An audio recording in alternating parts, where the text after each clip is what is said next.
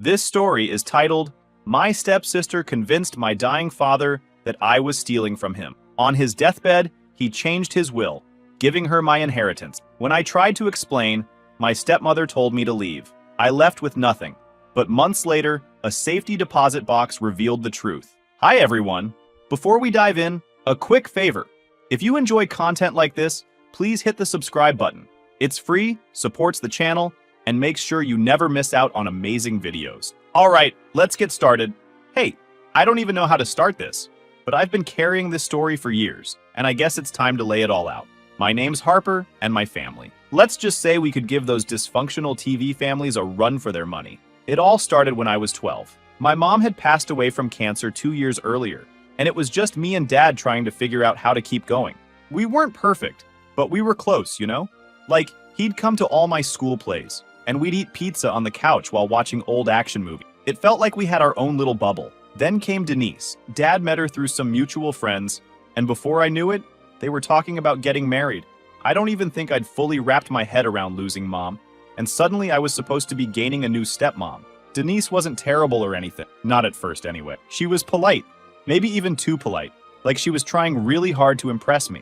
But there was this stiffness to her, like she was more interested in how we looked as a blended family than how we actually felt. Denise had a daughter, Sloane, who was 2 years older than me. Sloane was a lot. When we first met, she gave me this tight smile and said, "So, I guess you're my little sister now." In this way, that didn't feel warm at all. She had this confidence, like she thought she was the main character in every room she walked in. And me? I was 12, awkward, still figuring out how to live in a world without my mom. I tried to be friendly though, because what else was I supposed to do? We were going to live together. From day one, Sloane made it clear she wasn't interested in being friends, let alone sisters. At first, it was just little things, like ignoring me when I tried to talk to her, or rolling her eyes when I said something. But as time went on, she got bolder. One time, she walked into my room without knocking, looked around and said, "This is a nice setup. Too bad it won't last. My mom says we might need this room for something else." Another time, I heard her tell one of her friends over the phone, "Harper's so lucky. She doesn't even have to try, and Lucas treats her like a princess. Must be nice to get handed everything." I didn't even know what she was talking about. I got good grades, kept to myself, and tried to stay out of trouble. But Sloane always seemed to find a reason to make me feel like I didn't belong in my own. I tried talking to Dad about it a couple of times. I'd say things like, "Sloane doesn't like me and she's mean when you're not around." But Dad didn't get it. He'd sigh and say, "Harper, she's just adjusting. It's hard for her too. Give it time."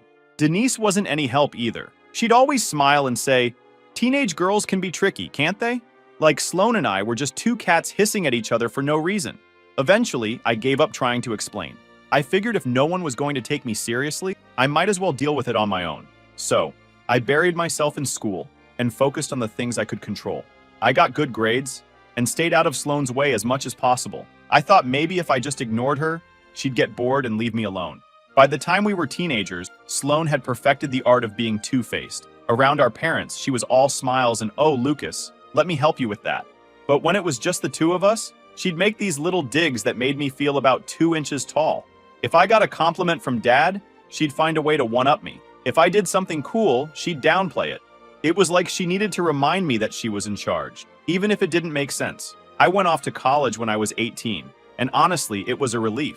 I loved Dad, but being in that house with Sloane and Denise had started to feel suffocating. I finally had space to breathe and be my own person. I graduated, got a decent job as a project coordinator, and started building my own life that I was proud of. Sloane, on the other hand, was still bouncing between failed business ideas and part-time jobs. Every time something didn't work out, she'd come running to Dad, and he'd always help her. "Need money for a new car? Dad's got you.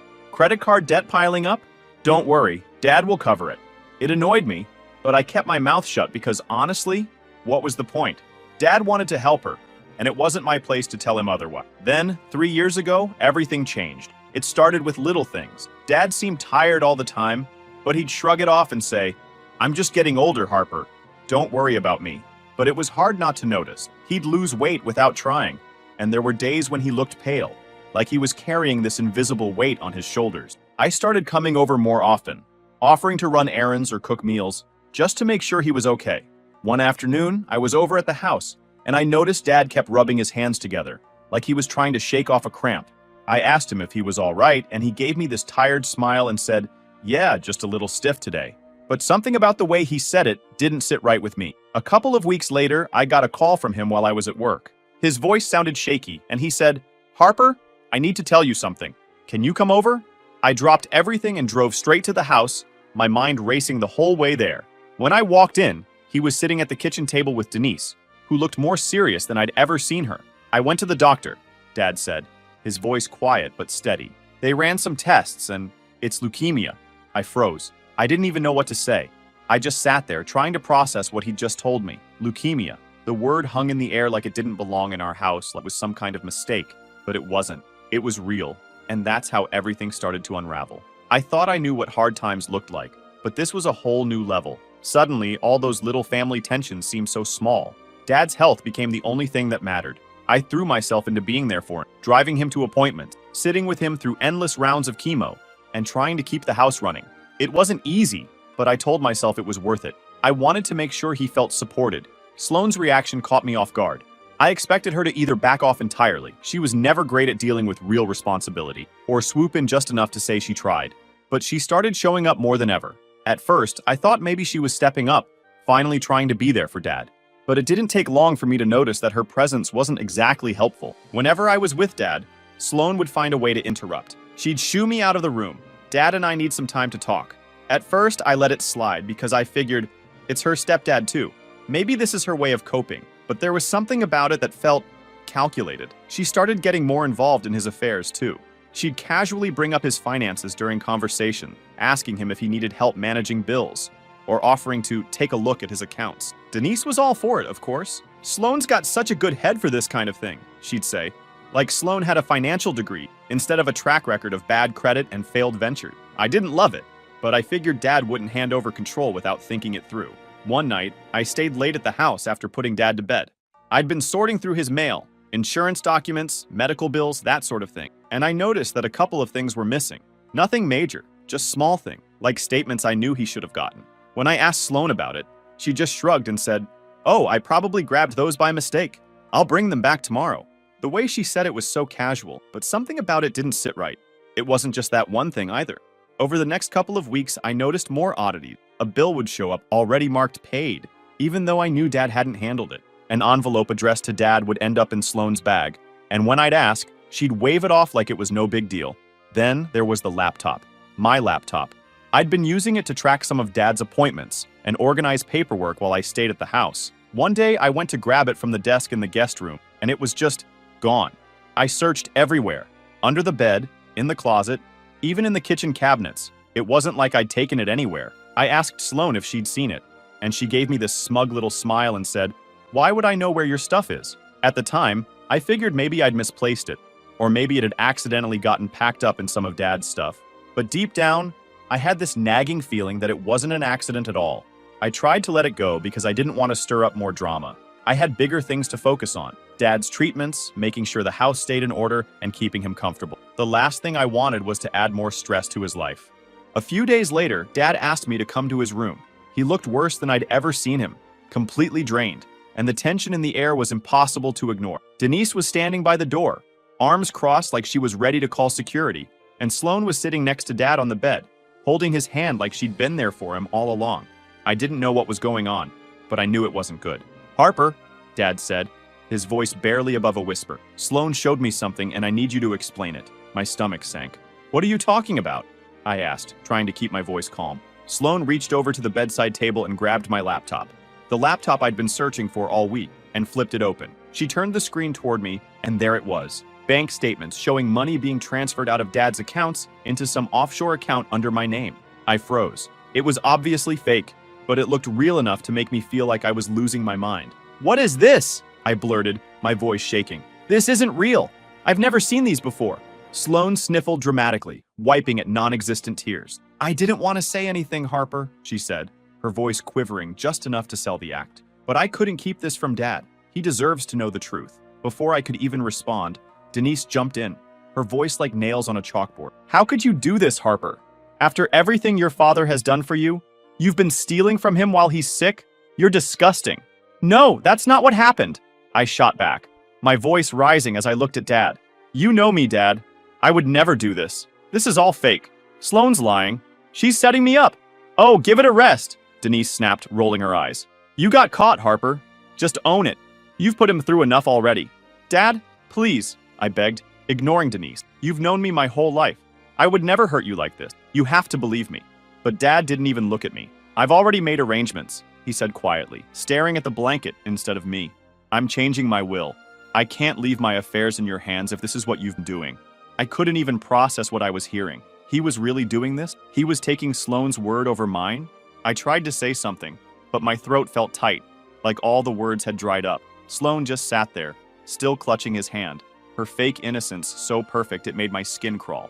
You need to leave, Denise said sharply, stepping closer and pointing toward the door. Your father doesn't need the stress, not from someone like you. I looked at Dad, hoping he'd stop her, that he'd say something, anything, to show he was still on my side. But he didn't. He just stared at the wall, like I wasn't even there. I turned and left the room, my head spinning and my heart pounding so hard I thought it might burst. As I reached the hallway, Sloane followed me out. The second the door shut behind us, she dropped the act completely. She smirked, leaning in close, and whispered, You should have seen his face when I showed him those statements. Perfect, wasn't it? You never stood a chance. I wanted to scream, to grab her hair and beat her up, letting the truth out of her. But I knew it wouldn't help. If I lost it now, I'd look even guiltier. So I kept walking, my fists clenched so tightly my nails dug into my palms, trying not to let her see how badly she'd won.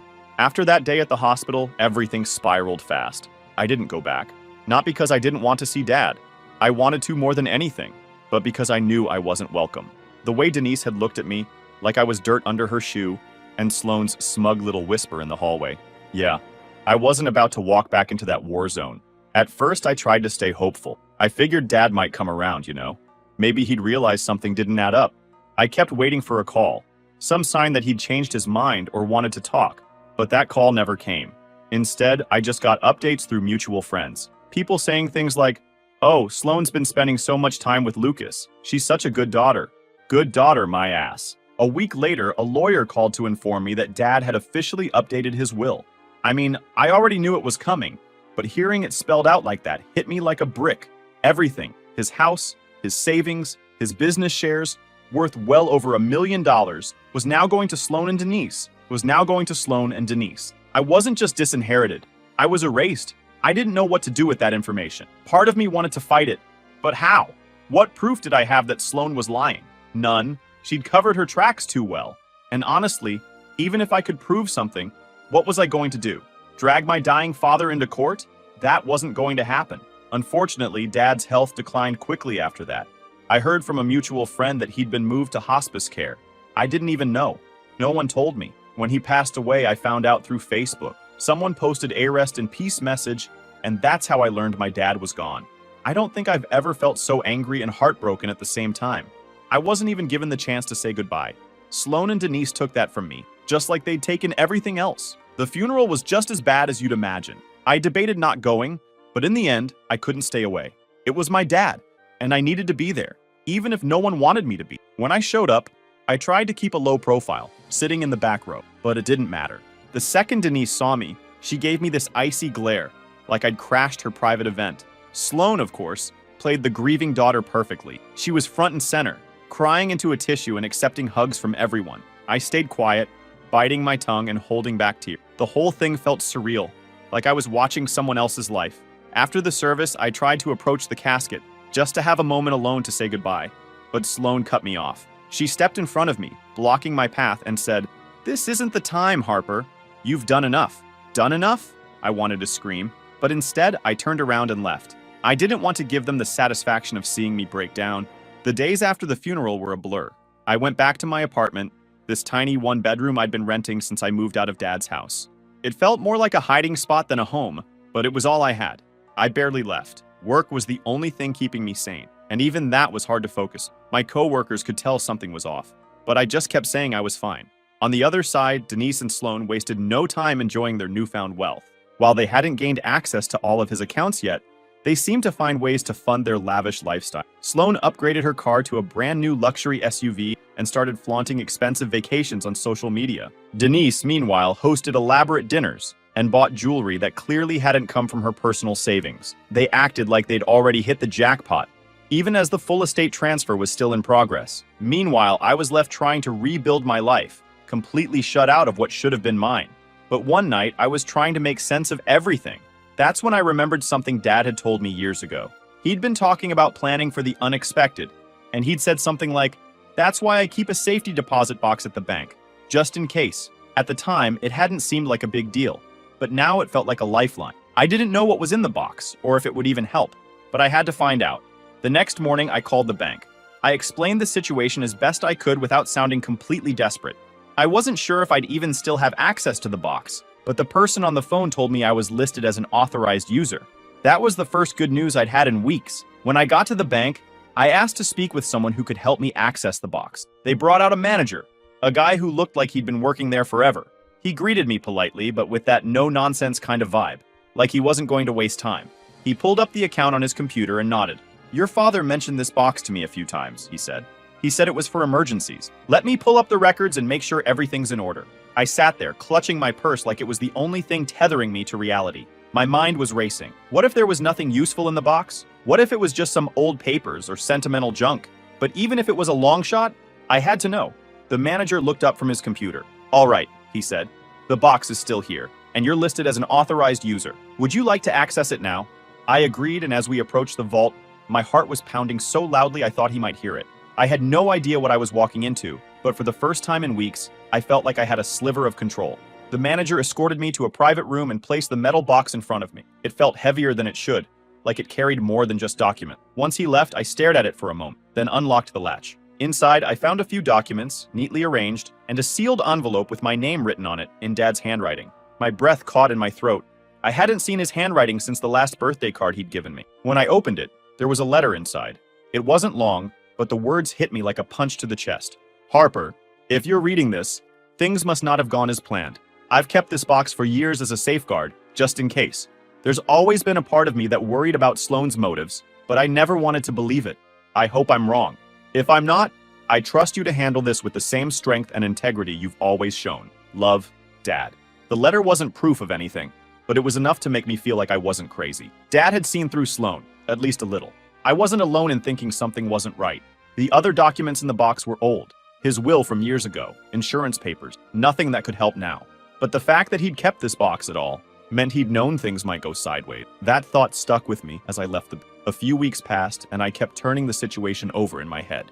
I didn't have much to go on, but I couldn't let it go. Something told me there was more to Sloane's story, and I just had to find it. That's when I got a call I never expected. It was from a guy who introduced himself as a tech contractor. He told me he'd done some freelance work for Sloane, and now he was trying to get in touch with her because she hadn't paid him the full amount she owed. He didn't go into detail at first, but the more we talked, the more I realized he might have the missing piece I'd been looking for. "She hired me to create some fake documents," he admitted eventually. "I didn't ask questions, but now that I know what they were used for, I'm not okay with it. I've got emails, payment records, everything." Turns out Sloane had been sloppy, arrogant enough to think she could hire someone to forge documents and not even pay them properly. And now it was coming back to bite her. The contractor sent me copies of everything, screenshots of their email conversation, invoices, and even drafts of the fake bank statements she'd used to frame me. It was all there, laid out in black and white, my hands shaking as I scrolled through the evidence. I finally had proof, real proof. I went back to the bank and asked to speak to the manager. I showed him everything, the emails, the drafts, all of it. At first, he was hesitant, saying it wasn't the bank's place to get involved in family disputes. But when I explained how Sloane had used those forged documents to manipulate Dad and steal from his accounts, "This is serious," he said. "I'll have to escalate this to our fraud department." He started asking more questions, and I told him everything. How my laptop had gone missing, how Sloane had convinced Dad to change his will, and how I'd been completely cut off from his life in his final weeks. He didn't say much, but I could see the gears turning in his head. A few days later, I got another call from the bank. They'd reviewed the accounts and found irregularities, large transfers from Dad's accounts to an account in Sloane's name, all made in the weeks leading up to his death. The manager said the bank was freezing the account pending further investigation, and that they might need me to provide additional information. It was a small victory, but it felt huge. Sloane's perfect little plan was finally starting to crack. The next time I saw Sloane and Denise was at the bank. They were there to access Dad's accounts, completely unaware that things were already in motion behind the scene. I wasn't supposed to be there, but the bank had called me in to discuss the investigation, and I just happened to arrive at the same time. Sloane's face when she saw me was priceless. She looked nervous. Denise, on the other hand, tried to keep up her usual air of superiority. "What are you doing here?" she asked, her voice dripping with disdain. "I could ask you the same thing," I replied, keeping my tone as calm as possible. Before things could escalate, the bank manager stepped in. He escorted all of us to a private room, where he explained that they'd found discrepancies in the accounts and needed to investigate further before allowing any more transaction. "What discrepancies?" Sloan asked, her voice a little too sharp. The manager glanced at me before answering. "There have been irregular transfers that don't align with the account holder's typical activity. We're working to determine the source." Sloan tried to argue, but her voice faltered. Denise just sat there, her face slowly turning pale as the manager laid everything out. For once, she didn't have anything to say. When Sloan and Denise walked out of that bank meeting, I stayed behind. My head was spinning, but for the first time in what felt like forever, I felt like the tide was turning. They'd finally been called out. Their smug confidence had cracked, and I wasn't going to let up now. The next few weeks were a blur of phone calls, emails, and meetings. It was exhausting, honestly. I didn't really understand half of what was happening. It was all lawyers and bank investigations and legal jargon I wasn't prepared for, but I kept showing up, kept providing whatever they asked for. The truth was on my side, and I just had to keep pushing. But the truth didn't make it any easier. Every time I walked into that lawyer's office or sat on hold with the bank for hours, it felt like the system was designed to wear me down. One attorney even told me, "Harper, you need to prepare yourself. Cases like this don't always go the way you hope." I wanted to scream at her. Didn't she understand that this wasn't just some case to me? This was my dad's legacy, my life. Then things shifted. I got a call saying the court had invalidated the will. The fake documents Sloan had used to frame me had been exposed, and that alone was enough to void everything. The estate, the house, the savings, everything was restored to its original terms. It was all mine. I sat there on the couch after that call, trying to process it. I should have felt triumphant, right? Like I'd won? But all I felt was drained. I wasn't happy or relieved. I was just tired. The fallout for Sloan and Denise was massive. The first big blow came when they had to repay the money Sloan had taken from Dad's accounts. The amount wasn't small, and they didn't have the resources to cover it. I heard through mutual friends that they were scrambling to sell off what little they had left. The lawsuit filed by the IT contractor hit Sloan like a wrecking ball. Not only did it expose her for commissioning the fake documents, but it also dragged her name through the legal system in a way she couldn't control. The court ordered her to pay damages to the contractor for unpaid work, and her financial records were subpoenaed as part of the case. That opened a whole new can of worms. It turned out that Sloan had been dipping into other people's accounts too. Smaller sums here and there from friends, and even her own mother, Denise. Suddenly, Sloan wasn't just a family scandal, she was the subject of local gossip and a formal fraud investigation. Denise tried to defend her, of course, claiming it was all a misunderstanding. But the evidence was too damning. For the first time, their web of lies wasn't just unraveling, it was collapsing entirely. Sloan had to give up the car she'd bought with Dad's money, and Denise ended up moving out of their fancy rental house. It didn't end there. Their social life? Gone. People who had once bent over backward to praise them started pulling away. The same folks who'd gushed about how selfless as Sloan was when Dad was sick were now whispering about how she'd conned her way into his will. It was brutal, but honestly, I didn't feel bad for them. They'd made their choices. Denise tried to act like she'd had no idea what Sloan was doing, but nobody believed her. She'd been there every step of the way, encouraging Sloan and enabling her behavior. Even if she hadn't forged the documents herself, she was just as guilty in my eyes. The first time I saw Sloan after everything came crashing down, I wasn't expecting it. She showed up at the house, my house now, like nothing had happened. "What are you doing here?" I asked, standing in the doorway with my arms crossed. She looked different, tired, defeated. The confidence that had always been such a big part of her was gone. "I just want to talk," she said quietly. "Please, Harper, we're family." I almost laughed. "Family?" I said, raising an eyebrow. "You've got to be kidding me." She flinched but didn't back down. "I messed up, okay? I made mistakes. I didn't think it would go this far."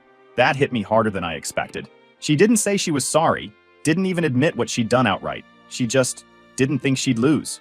That was all this had ever been to her, a game. "You've got a funny way of defining mistakes," I said. "You lied. You stole from Dad. You tried to ruin my life. Do you even realize what you've done?" Sloane's face crumpled, and for a moment, I thought she might actually cry. "I didn't know what else to do," she said. "I thought you'd get everything, and I'd be left with nothing. You would have had a family," I snapped. "That's what you threw away, Sloan. Not me. You." She didn't say anything else after that. She just turned and walked away. Denise, on the other hand, disappeared almost entirely. After the investigation wrapped up, she stopped showing up to the social events she used to love. I think she realized pretty quickly that she couldn't talk her way out of this one. People had seen the truth now, and there was no spinning it. I heard through the grapevine that she moved in with a friend in a smaller town, probably hoping to start fresh where no one knew her story. As for Sloane, I have no idea where she ended up. I haven't seen or heard from her since she showed up on my porch that day. For me, life slowly started to rebuild itself. The house didn't feel like home right away. It was too full of memories of Dad and too many reminders of the mess Sloane and Denise had left behind. But I took it one day at a time. I kept the letter Dad had left me from the safety deposit box and framed it. It sits on the mantle now, a reminder that he believed in me even when things got messy. I've been slowly turning the house back into a place that feels like mine. The money Sloane took? Most of it was recovered, but it wasn't about the money. It was about knowing that I hadn't been crazy, that I'd fought for the truth, and the truth had come out. That mattered more than any dollar amount. I still think about Dad a lot. I wish he'd been able to see how things played out. Wish he'd been able to see through Sloane's lies sooner. But more than anything, I wish I'd been able to say goodbye. That's the one thing I'll never get back. And it's the part that hurts the most. Sloane and Denise's lives were absolutely ruined. They lost the money, the house, their reputation, everything they'd schemed to take. And me? I'm still standing. I don't know if I'll ever forgive them. Maybe one day, but not now. Some scars take longer to heal than others. For now, I'm just focused on moving forward and making something good out of the mess they left behind.